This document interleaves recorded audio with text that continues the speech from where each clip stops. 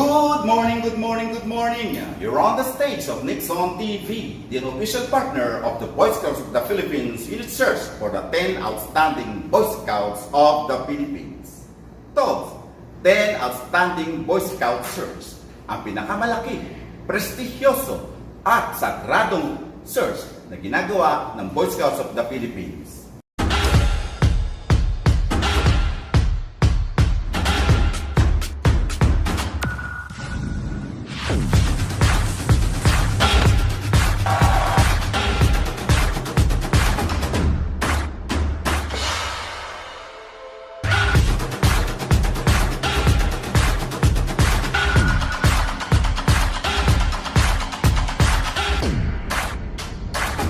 Ang search for the 10 outstanding Boy Scouts of the Philippines nga ang maituturing na pinakamalaking patimpalak na ginaganap ng Boy Scouts of the Philippines taon-taon upang mamili ng 10 natatanging Scouts.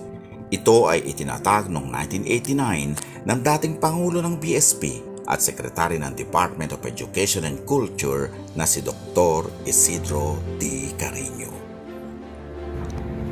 Taglay mo ba ang katangian ng isang outstanding Boy Scouts of the Philippines?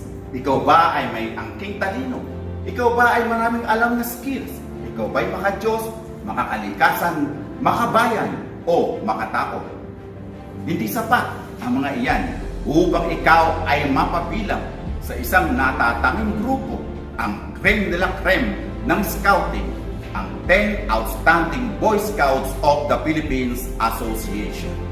Ang nasabing patimpalak ay naglalayong magbigay karangalan sa mga natatanging scouts na nagtataglay ng angking galing o talino sa kanilang paaralan, nagpapamalas ng kahusayan o litrato sa serbisyo sa pamayanan, kagandahang ugali at pagiging modelo ng mga kabataan, scoutsman o hindi.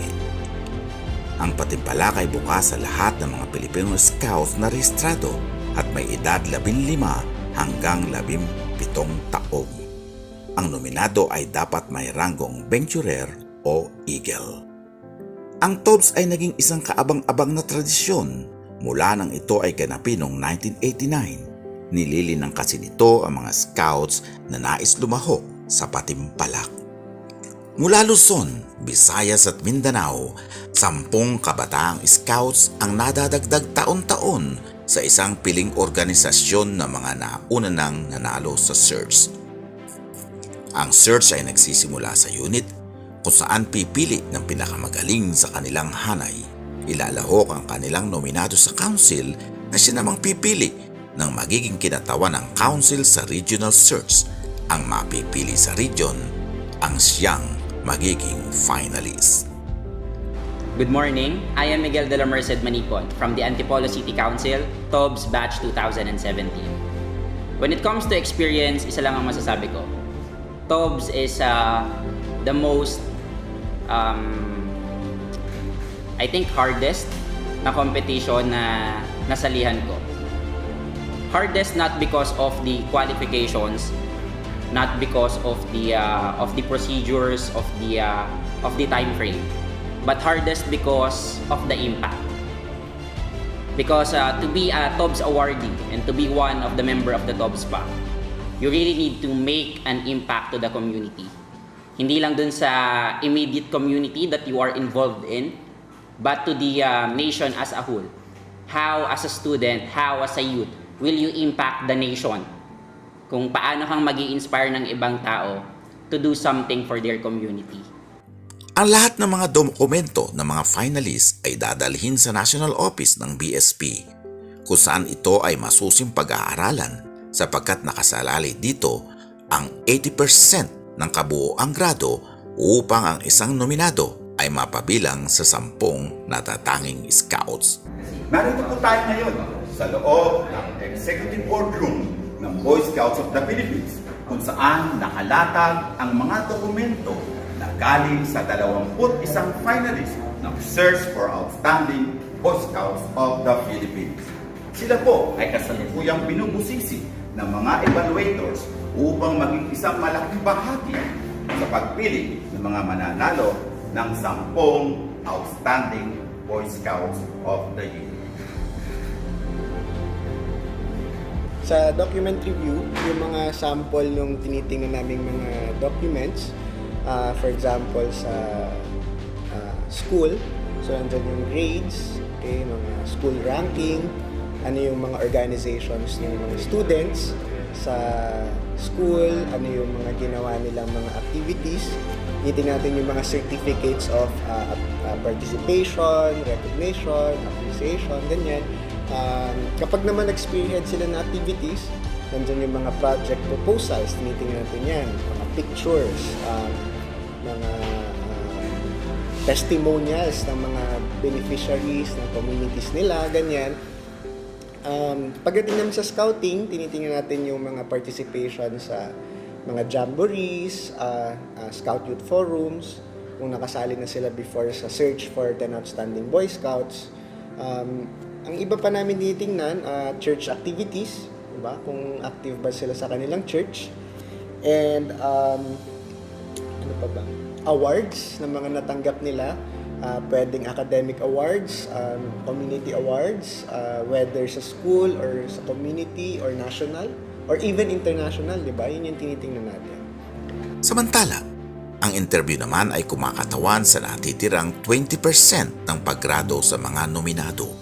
Ang interview ay sinasabing isa sa pinakamasalimuot na bahagi ng patimpalak. Dito ay gigisahin ng panel of interviewers ang bawat isang kandidato. Maaaring ang interview ang magbabagsak sa pagkakataon ng ilang mga kandidato upang mapabilang sa top 10. Kasama sa panel ang chairman ng search, ilang mga imbitadong panauhin at ilang kinatawan ng 10 Outstanding Boy Scouts of the Philippines Association. Noong isang taon ay sandaling itinigil ang patimpalak dahil na rin sa banta ng pandemya at nito ngang 2021 ay itinuloy ang patimpalak gamit ang internet at ang social media platform. Nang magsimulang tumanggap ng mga babaeng kasapi ang BSP, ay nagbukas na rin para sa mga babaeng nominado ang naturang patimpalak at ang ilan sa kanila ay mapapalad na nagsipagwagi. Si Diane Villasis ng Kabanatuan Council ang kauna-unahang scouts na babaeng nanalo sa search noong 2016. Mula noon ay sunod-sunod na ang pagwawagi ng mga kababaihang scouts na ngayon ay aktibo na rin mga miyembro ng TOBSPA sa pagpapalaganap ng kanilang mga programa.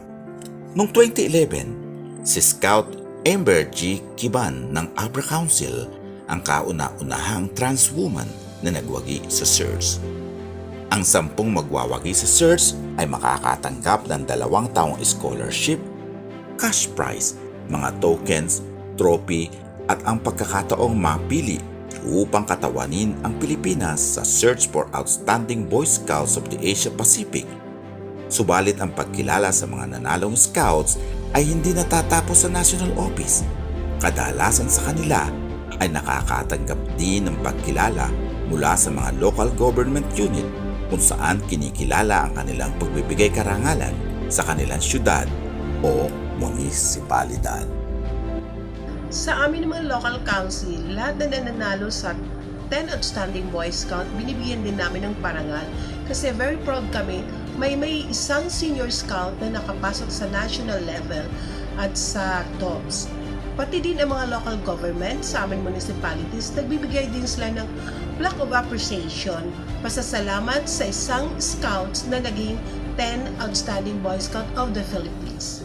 Actually, nung outfit advisor ako sa City of Santa Rosa Council, very memorable din kasi nagkaroon ako ng chance na mag-handle ng Eagle Scouts. And nakakatuwa kasi yung dalawang pinakaunang nanalo sa 10 Outstanding Boy Scouts of the Philippines, that time ako yung outfit advisor nila. So syempre bilang outfit advisor, super excited ako, kasama na rin ng mga ibang Eagle Scouts and mga scouts and leaders ng City of Santa Rosa Council.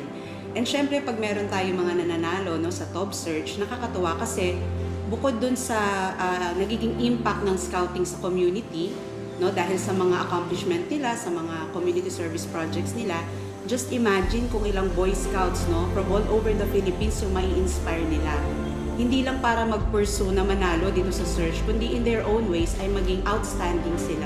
Ang 10 magwawagi nga ay otomatikong magiging miyembro ng the 10 Outstanding Boy Scouts Association of the Philippines Incorporated, isang samahan ng mga nanalo na sa patimpalak. Ang mga miyembro nito ay umaabot na sa mahigit 300 mula nang ito ay itatag. I'm Jericho Delfinado, TOBS 2008, Laguna Council.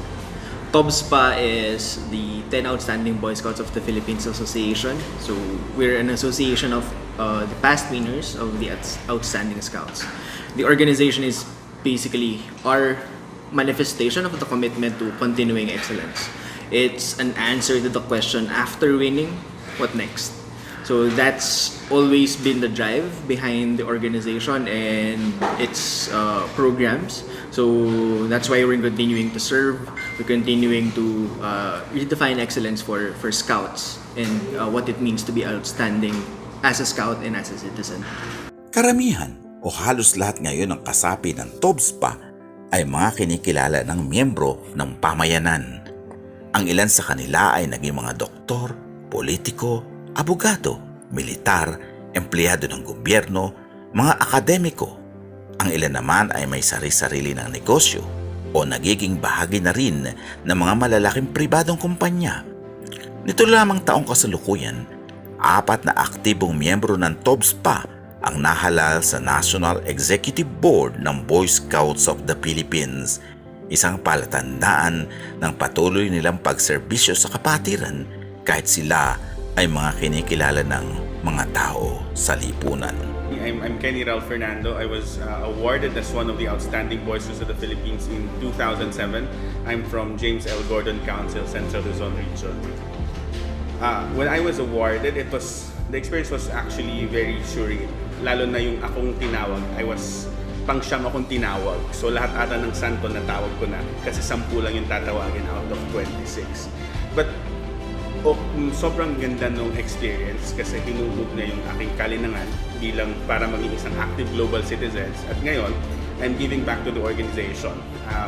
Siguro a year after I graduated, pumasok ako sa professional service ni Boy Scouts of the Philippines until eventually naging program executive ako. I headed the program research and development unit of the Boy Scouts, implementing the youth program sa buong Boy Scouts of the Philippines. Eventually, I transferred pa rin, scouting pa rin yung sunod kong work to the World Organization of the Scout Movement. This time, I was assigned at the World Scout Bureau Asia Pacific Support Center. I'm in charge of communications and partnerships sa level po ng Asia Pacific region. So first 2 jobs ko talaga was really about scouting. Siguro sabi nila, ito yung I consider myself as diehard sa scouting. Even until now, I think the culmination of my journey in scouting is just happening this year.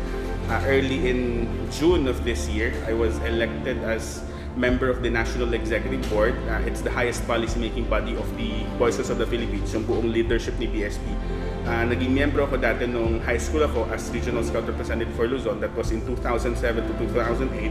But this time, I'm sitting as a full-fledged member of the board, and I was also luckily surprised that I was elected as one of the BSP's corporate officers. Ako po ngayon ay International Commissioner ng Boy Scouts of the Philippines. So, I think yung TOBS is just a stepping point of where I am right now, where I will be in the future.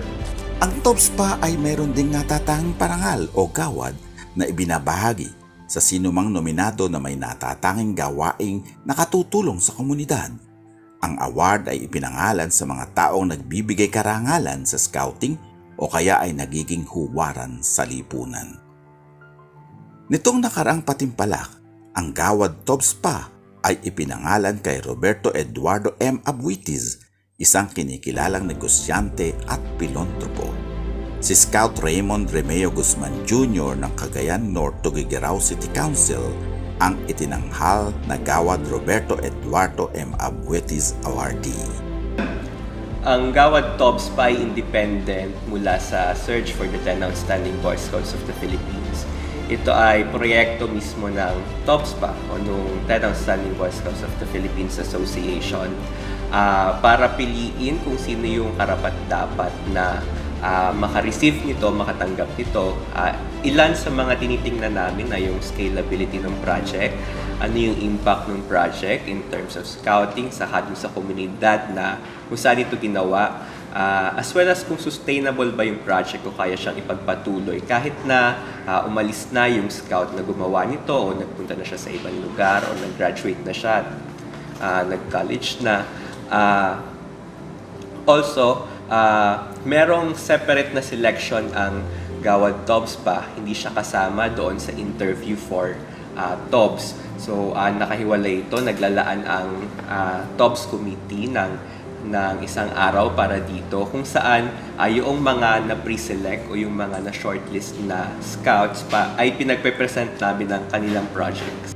At dahil nga sa banta ng pandemya dulot ng coronavirus, ay nagsagawa sa kauna-unahang pagkakataon ng virtual o online search ang Boy Scouts of the Philippines, kung saan ang interview at pati na ang programa ay ginanap gamit ang Zoom platform. Bagamat ito ang kauna-unahang pagkakataon na gawing online ang search, hindi naman nabago ang kalidad ng naturang patimpalak sapagkat dumaan din sa masusing proseso ang pagpili ng mga nominado. Narito ang 10 nagsipagwaging outstanding Boy Scouts of the Philippines.